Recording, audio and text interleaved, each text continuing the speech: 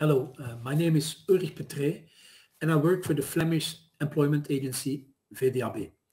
And within VDAB, I am what we call a field expert for ICT and digitalization. So I coordinate and develop training offer of VDAB and with partners. And this all in the field of digital and 21st century skills.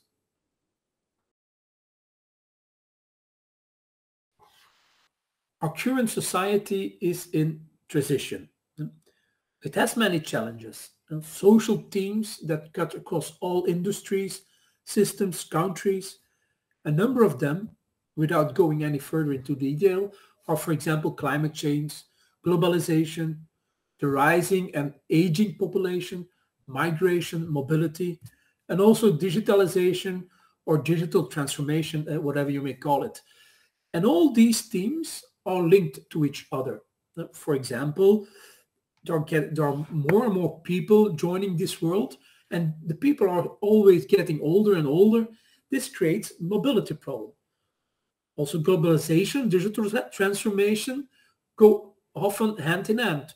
For example, Netflix, Google, they are all around the world. They are not only in one country or in one continent. And how we deal with these challenges will also determine what the future of our society and our labor market will look like. And all these challenges are coming our way faster and faster. And that creates a lot of uncertainty for people. And it didn't stop there with those challenges. We know in March 2020, we received a big wake-up call called COVID-19. The coronavirus and the measures that have been taken, they had and they have a major impact on our society and on our behavior. It creates insecurity, fear, and even aggression.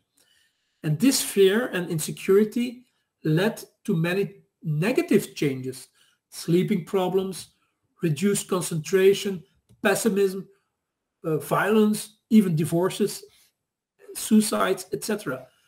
And in this dark period, digitalization technology has emerged as a lifesaver. Corona has made it clear how important technology is to our society. If we didn't have technology, we would now be in an even deeper black hole. And technology has ensured that the somewhat normal life could still continue. A few examples from Belgium. We saw during the COVID-19 pandemic that the online purchasing behavior increased by 45%. Half of Belgians work now from home for 1 or more days. In 2019, this was only 22%. Even now, 1 in 5 works from home every day, like me. Another example, artificial intelligence was also used to develop the vaccines or to make COVID-19 diagnosis more quickly. So COVID-19 has accelerated digital transformation on the one hand, and on the other hand, it is a wake-up call for better cooperation between policymaking, science, and technology. And better cooperation is necessary to tackle both the COVID-19 pandemic, but also all the future challenges, such as climate crisis, mobility, migration problems, etc. And even companies did not stand still during the corona. And the corona crisis forced many companies to go digital en masse. Initially, it started as a response to the crisis, but now it even become the norm for many companies. And this has major implications for the way companies, employees, and customers will do business and work together in the future.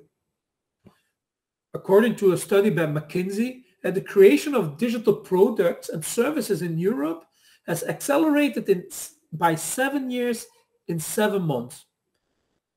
In Asia, it was even bigger. It was 10 years in 7 months. So the largest increase in digital projects are in healthcare, financial services, and professional service. We all know working from home, using Zoom or Microsoft Teams to get in contact with each other. And this also proves the speed at which everything changes. When companies change, also the work change, jobs change, the tasks change. And the more automated, robotized or algorithmized, the more tasks are taken over by machines and robots. But the less human skills are required. And the focus of these human skills now is what a robot cannot do or cannot do yet. And these new technologies will drive growth in companies and across all industries. It will create new jobs, and new jobs will create a demand for new skills.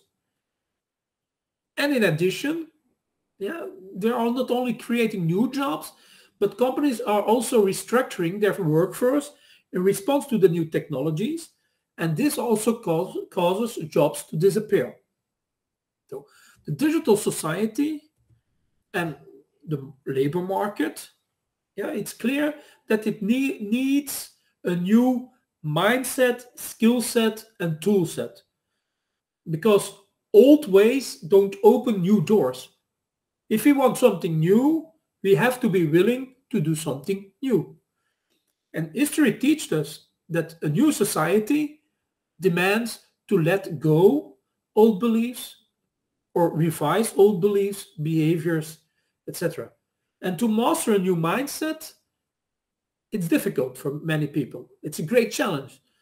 People have to get out of their comfort zone, out of their golden cage, and dare to revise or let go their current way of thinking.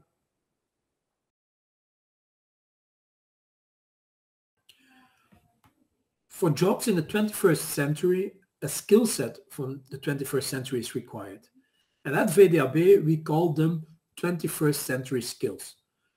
These are a set of basic skills that we initially want our job-seeking candidates to acquire in order to become more attractive to potential employers. And these are the human skills with which we can continue to distinguish ourselves from machines, but also we need them to work with these machines. And we visualize these basic skills using a wheel. And the wheel consists of 4 main skills, namely self-regulation. These are the skills in which you are able to take responsibility and adapt to new circumstances. You have social skills, and these are the skills you need to interact with other people in other cultures and in all kinds of ways, including digital.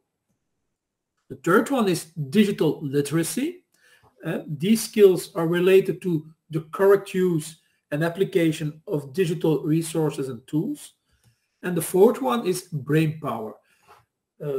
This is about assessing a problem or a situation properly, give your opinion, offer a solution, or making a decision. And within each main skill, you will find more detailed skills. So you have in social skills, you find communication, collaboration, and social cultural skills. Within digital literacy, you have media literacy. Which media can you trust? Fake news learning. You have basic ICT skills, working with the computer, but also with new technologies like AI, IoT, etc. Computational thinking and information processing. In the fourth, we have brain power. And there you find the skills, creativity, critical thinking, and problem solving. And creativity, for example, that's not only about drawing things or tinkering, it's about thinking outside of the box, experimenting, innovating. Design thinking, for example, is also a part of creativity. And in self-regulation, you find the skills self-management, self-development, planning, planning, organization, and responsibility. And all these skills seems very obvious, but we often find that many of our people do not have these basic skills. And this can be an obstacle to find work or to stay at work during your whole career.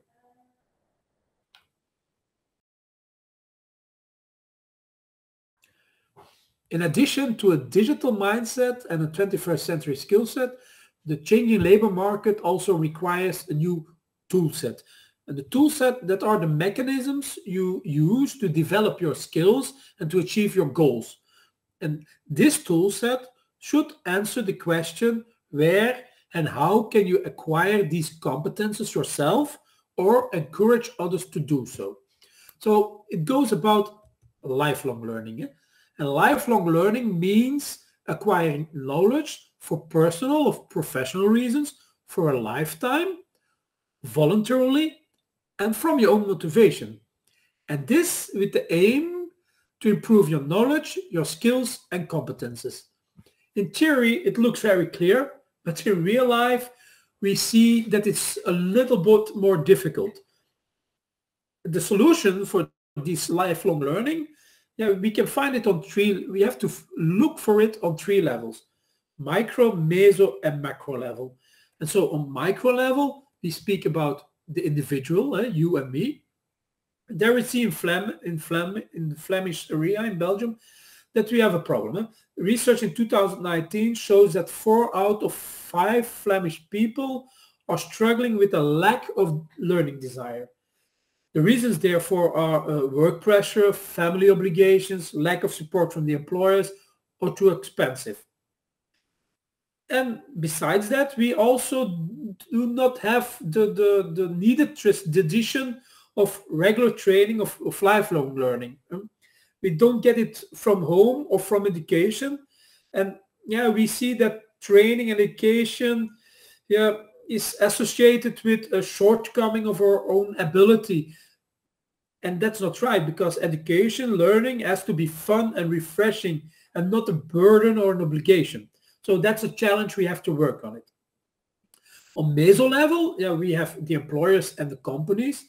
There it's also important that employers invest enough in a lifelong learning policy. And because we know that sharing knowledge is crucial to create a learning culture. And an employer has benefits by promoting that learning culture. First of all, here in Belgium, due to the aging of a population, we have far fewer people entering than people who are retiring from our labor market. So we have, for 100 retiring people, we only have 82 graduates from education. So that's also a problem. So an employer, a company, for him it's very interesting to keep his staff on board, to retrain it, and work with them. And there are other benefits. By installing a learning culture, you will also accelerate the implementation and the adoption of new technologies, or you get more involvement, more job satisfaction. It also attracts other people. So we have to make our companies clear that in investing in a learning policy, in a lifelong learning culture, that will get a lot of benefits for their future. And on third level, that's a macro level. That's where VDAB is. That's government. Our education system is also part of that macro level. It's our task to stimulate the learning desire and on individual level, and also to stimulate the learning culture on company level. And that in order to find a match between both, between individual and employer. But this also means that the individuals has to receive appropriate training to properly use the learned skill set in the workplace. And that is also an important role for our education system. So our education system needs to adapt to the changing labor market. And to integrate lifelong learning, it will be very necessary to work on these 3 levels. It's like a chain. A chain is only so strong as its weakest link. So to summarize what I said, we are on the way to a new, more digital society with a lot of challenges who are coming to us. COVID-19 is a great accelerator, and digitalization or digital transformation is an important enabler. And in answer to the question, how do you stay relevant in the labor markets from 2020? Yeah? So you need a digital mindset, 21st century skill set, and above all, the desire to learn and to keep learning throughout your whole career. I hope you enjoyed my speech. And if you have any questions, you can always send a mail to ulrich.petré@vdab.be. See you later.